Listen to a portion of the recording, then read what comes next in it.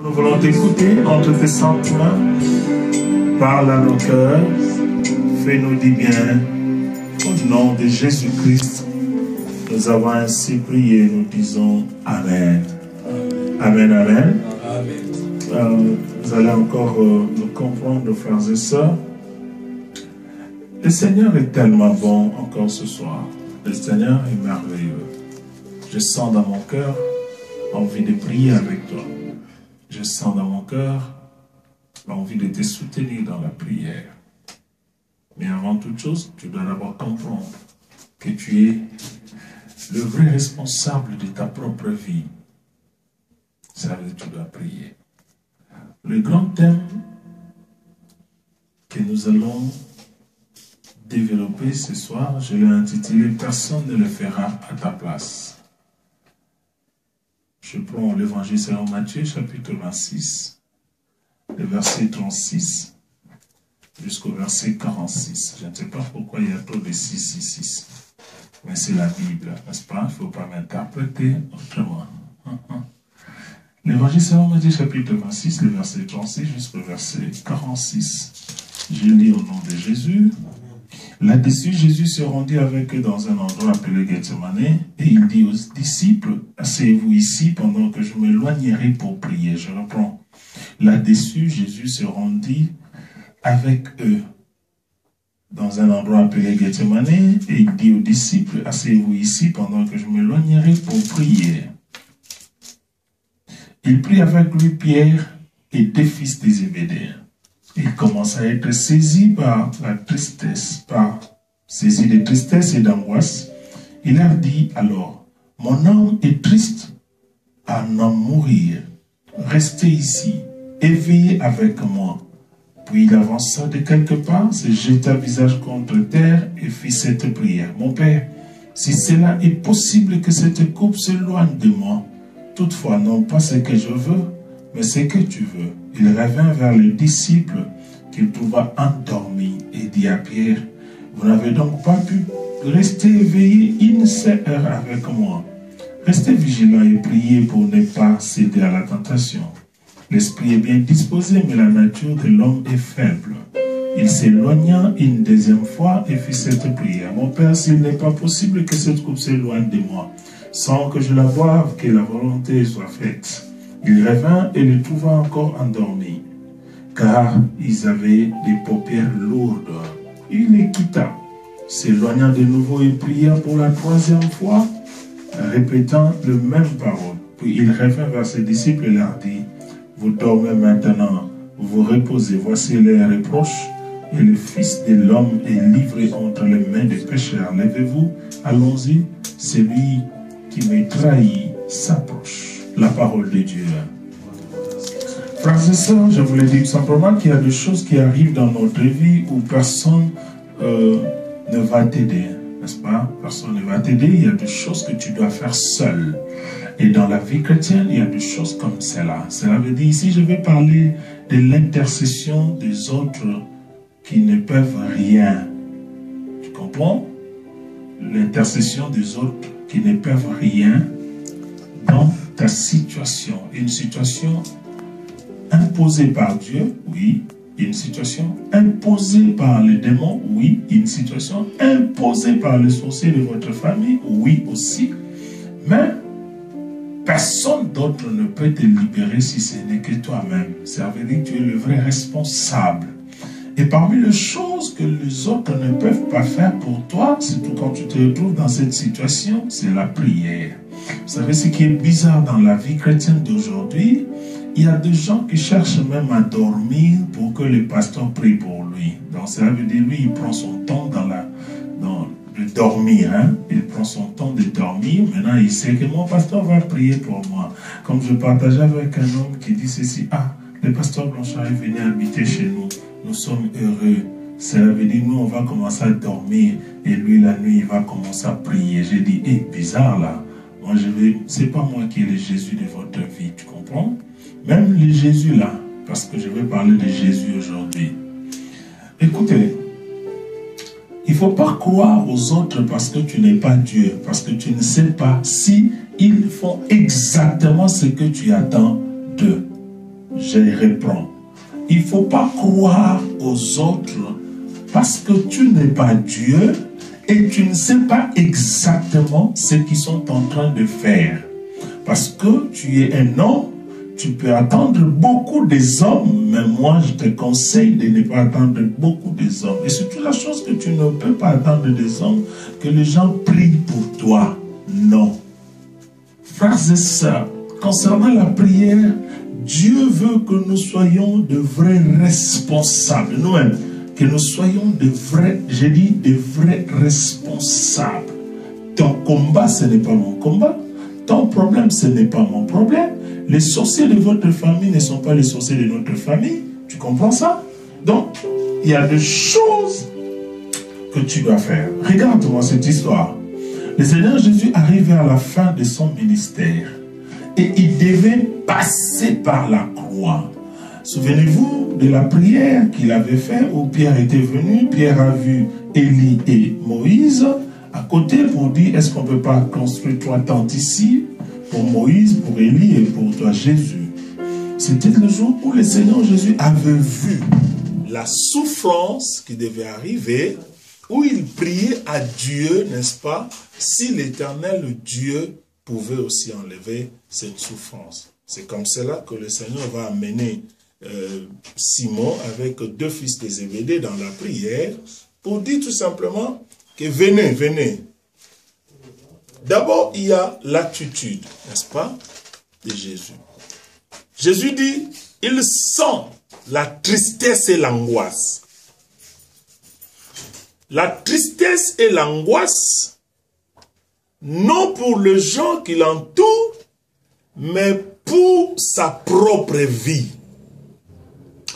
Comme je sens la tristesse et l'angoisse, maintenant allons prier. Il prend les disciples, il les amène pour aller prier. La Bible dit, il laisse la première équipe, il monte avec Simon et lui-même fait encore quelques pas pour aller prier. Et bizarrement, mes frères et sœurs dans le Seigneur, j'ai dit bizarrement, il revient comme cela, il les trouve endormis. Mon Dieu. Il les trouve, j'ai dit, endormis. Il dit, ah, Pierre, réveillez-vous. Vous n'avez pas pu prier même pendant 3 heures, pendant 1 heure. Il dit, veillez et priez. Le Seigneur rentre encore dans la prière. Mes frères, c'est ça. Il revient pour la 2e fois, il les trouve encore endormis. Et pour la 3e fois, c'était la même chose. Il les trouve encore endormis. Là, la Bible dit, ils avaient les paupières lourdes. Donc, ils avaient tellement sommeil. Ils étaient tellement fatigués. Frères et sœurs, il y avait une situation devant. Il n'y avait que Jésus qui sentait l'angoisse. Il n'y a que Jésus qui sentait la tristesse. Pierre ne sentait pas la tristesse. Judas ne sentait pas, il était déjà parti. Le reste des disciples ne sentaient pas la tristesse. Il n'y avait que Jésus qui sentait la tristesse et puis l'angoisse. Il sentait, écoutez, il dit, il sent la mort venir. Il sent ça. Maintenant, parce qu'il sent la mort, il s'est dit, je vais aller prier. Je vais crier vers mon Père parce que lui, il peut me délivrer. Non selon ma propre volonté, mais selon sa volonté. Mais les gens qui l'accompagnaient, ils croyaient qu'ils pouvaient prier. Regarde, le Seigneur demandait seulement 1 heure de prière à ces gens-là. Il dit, vous n'avez pas pu prier même pendant 1 heure. 1 heure seulement. Donc Jésus-Christ avait besoin de leur prière. Mais la situation n'était pas pour eux. L'angoisse n'était pas pour Pierre. La tristesse n'était pas pour Pierre. La mort, Pierre ne sentait même pas la mort, mais c'est Jésus qui sentait la mort. Et voilà pourquoi pour la 3e fois, la Bible dit, Jésus lui-même est rentré pour prier. Et là, pendant qu'il était en prière, il dit à son Père, Seigneur, est-il possible que tu éloignes cette coupe au-devant de moi? Que tu éloignes, cela veut dire, est-il possible que tu éloignes cette souffrance au-devant de moi? Que tu éloignes cette angoisse, cet esprit de mort que je sens arriver? Est-ce que tu peux bien éloigner ça de moi? Écoutez, frères et sœurs, si Jésus avait demandé cela parce qu'il savait que son Père était capable de lui donner cette solution, cela veut dire son Père était capable d'enlever l'angoisse d'enlever la tristesse, d'enlever la mort. Il savait que son père était capable de le faire.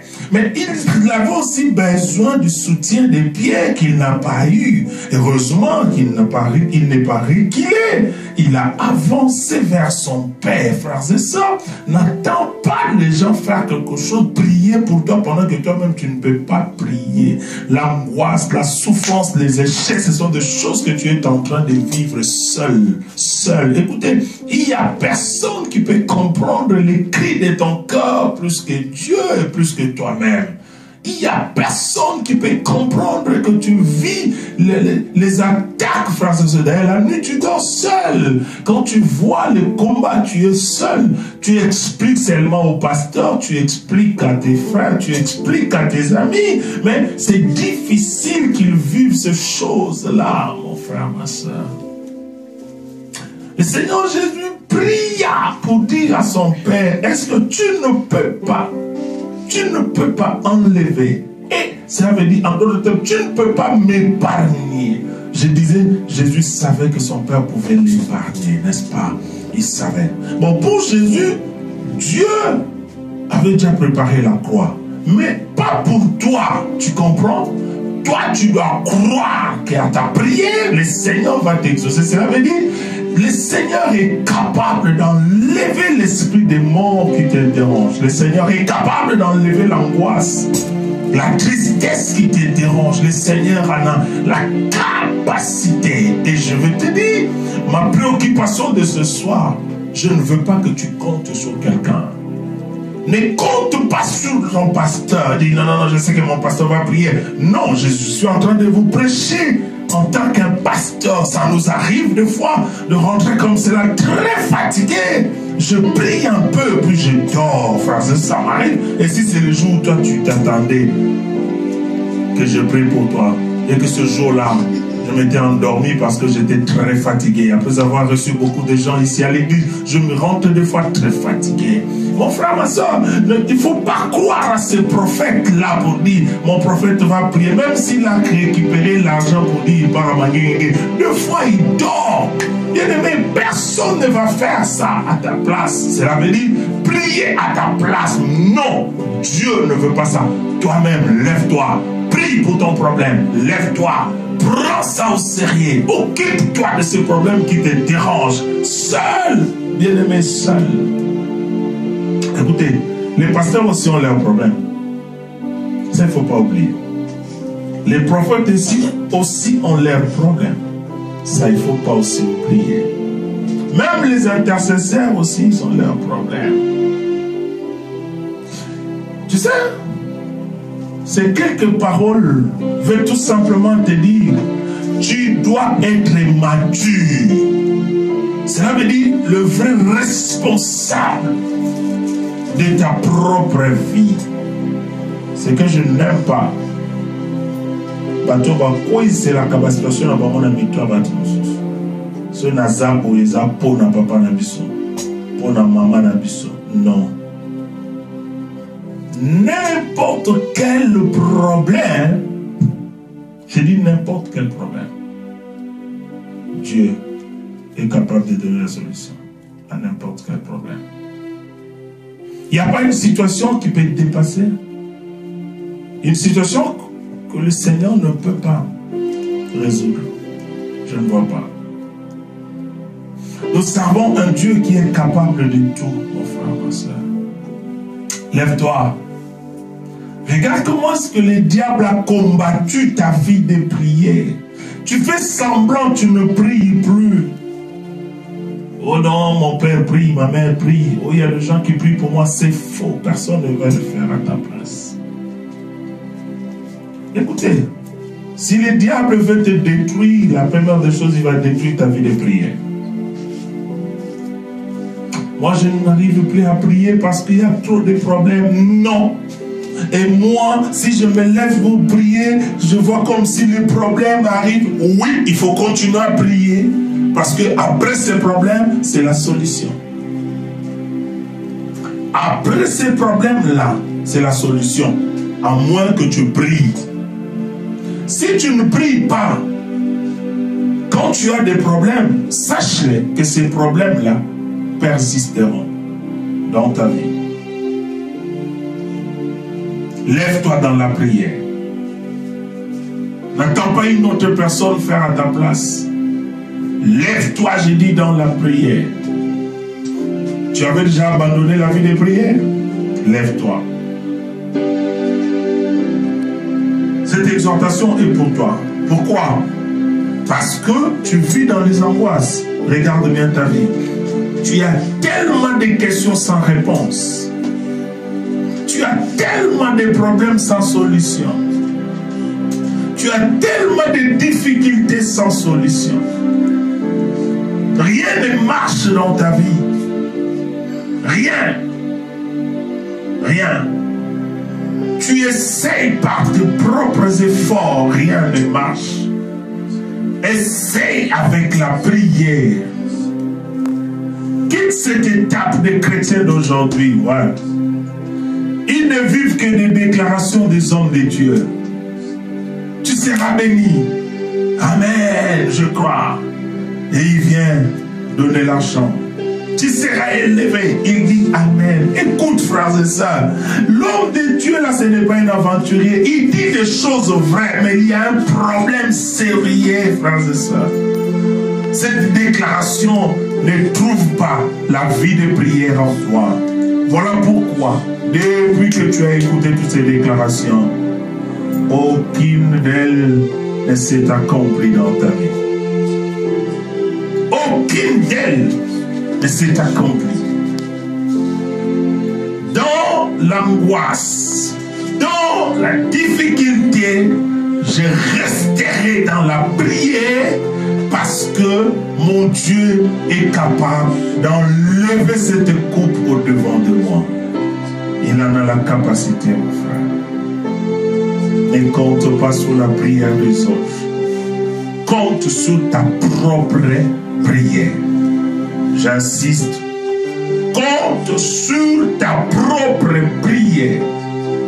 Reprends la vie de jeûne prière. Reprends cette organisation dans la prière. Reprends la discipline que tu avais dans la prière. Reprends, frères et sœurs. Ne t'accroche pas aux prophéties des hommes. Ne t'accroche pas aux incidents des hommes. Non, lève-toi dans la prière. Un homme qui prie est capable de changer la prophétie. Même si cela venait de Dieu, un homme de prière est capable. Ézéchias l'a fait. Après avoir écouté une prophétie de sa mort, il a tourné visage contre le mur. Il a prié le Seigneur et le Seigneur a changé sa situation. Lui qui devait mourir après avoir écrit le testament. Mais l'Éternel lui ajouta 15 ans, frère, 15 ans. Oh, ne blague pas, frère. Peut-être il te reste 2 ans. Mais ce monsieur a reçu encore 15 ans. Tout simplement parce qu'il avait tourné d'abord ses regards vers le Seigneur. Ça veut dire qu'il a prié. Lève-toi dans la prière, n'abandonne pas. Reprends la vie de jeûne, mon frère. Reprends ta discipline dans la prière. L'Éternel est capable.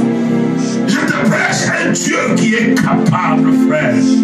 Oh, je te parle d'un Dieu qui change les situations.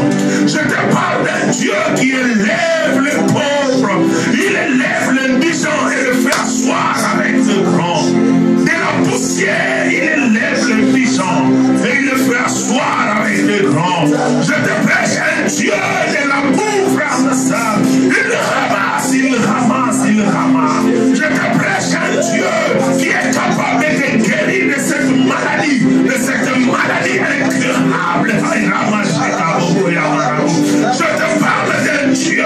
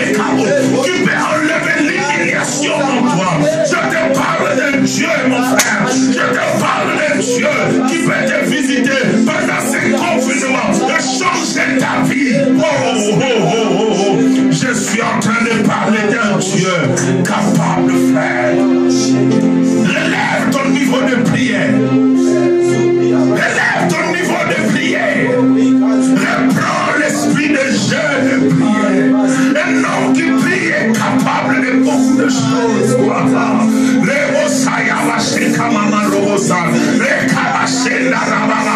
Là où tu es, élève ta voix et commence à prier avec moi. Commence à bénir le Seigneur avec moi. Commence à glorifier Dieu avec moi. Commence à magnifier Dieu avec moi.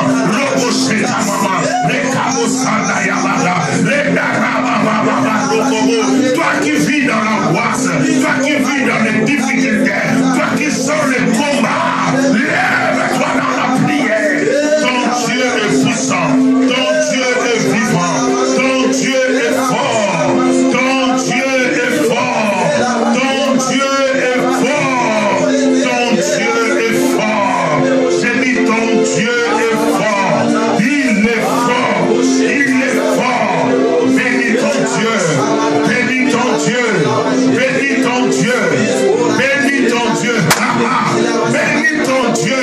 Rekabosha, Rekarabasanda Yabarababa, Rekaboshelega, Yemamarababa, Rekaboshelega. Alléluia, alléluia, alléluia. Et nous allons continuer à prier. Nous allons continuer à prier, mon frère. Demandez la force dans la prière. Demande la force dans la prière cette nuit. Demande la force dans la prière. Que Dieu te donne la force dans la prière. Oh, Rekaboshelega, Rekarababa, Sakarababo, Yemamarababa, Rekabo, Seigneur, relève ma vie de prière. Relève ma vie de prière. Ma vie de jeûne, Seigneur. Relève ma vie de prière. Ma vie de jeûne.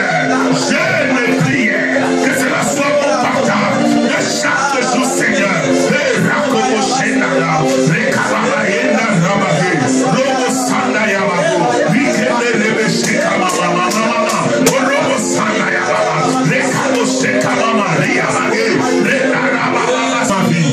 Alléluia.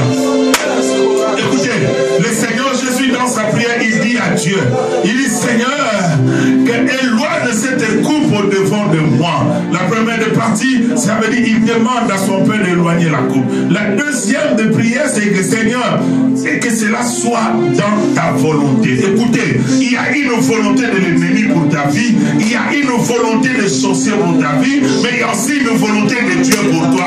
Tu vas prier cette nuit, dire à Dieu, Seigneur, c'est ta volonté puisse s'accomplir dans ma vie. Je ne veux pas vivre la volonté de mes parents, de mes oncles, de tous les sorciers, de tous les marabouts, de tous les occultistes réunis. Non, moi je veux vivre ta volonté. Allez prier au nom de Jésus. Seigneur, je veux vivre ta volonté. Ta volonté, une volonté qui est douce aussi, une volonté d'élévation, une volonté de gloire, une volonté de bénédiction, une volonté de succès. Seigneur, rien que ta volonté. Je dis Seigneur, rien que ta volonté. Je parle de ta volonté. Seigneur, permets que ton peuple vive ta volonté. Que ton peuple se réjouisse de ta volonté. Seigneur, Seigneur, Seigneur. Jésus notre roi. Jésus notre Dieu. Jésus le véritable. Le fort et le puissant. Alléluia. Alléluia. Alléluia. Mon Dieu, mon roi. Mon Dieu, mon roi. Mon Dieu, mon roi. Prie, bien-aimé, prie, bien-aimé. Il y a des choses qui arrivent dans ta vie. Il y a des bonnes choses qui arrivent dans ta vie. Il y a des succès qui arrivent dans ta vie.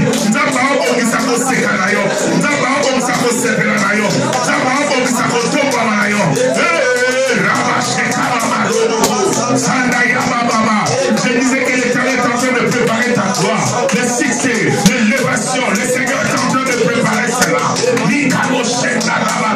Seigneur, que ta volonté s'accomplisse. Que ta volonté s'accomplisse. Que ta volonté s'accomplisse. Que ta volonté s'accomplisse. Que ta volonté s'accomplisse. Que ta volonté s'accomplisse. Dans le nom de Jésus. Au nom de Jésus. Bien-aimés, nous allons prier pour recommander cette nuit entre les mains du Seigneur et profiter de l'occasion pour recommander notre pays, la RDC, entre les mains du Seigneur. Que le Seigneur puisse étendre sa main. Prions, prions, prions au nom de Jésus. Alléluia. Seigneur, la nuit, je la commande de saintes mains. Garde, protège, combat pour nous, Seigneur. La RDC entre tes saintes mains. Accepte que tous les plans matériels de l'ennemi tombent, Seigneur. Et que ta volonté puisse s'accomplir dans notre pays. Nous voulons vivre ta volonté avec RDC. Nous voulons vivre tes merveilles en RDC. Nous voulons vivre ta main puissante en RDC. Reçois, Seigneur. Reçois. Reçois. Alléluia. Alléluia.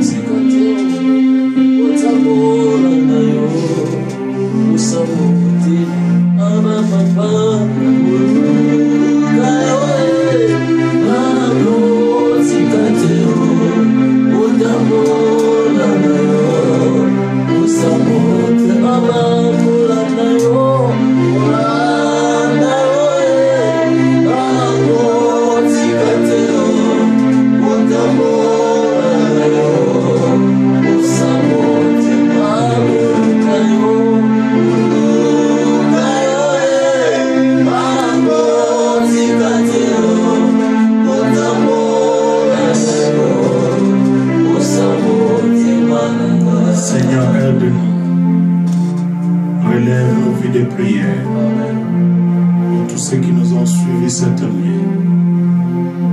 Discipline encore leur vie de prière. Que la vie de jeûne, Seigneur, soit leur partage. Car la prière est capable de beaucoup de choses dans la vie de tes enfants. Voilà pourquoi c'est une recommandation pour nous. Viens à notre secours et soutien. J'ai béni la nuit ici. Et je te recommande notre guide d'adoration de dimanche entre tes saintes mains. Fais-nous du bien. Au nom de Jésus-Christ, nous avons ainsi prié, nous disons Amen. Amen. Est-ce qu'on peut acclamer le Seigneur?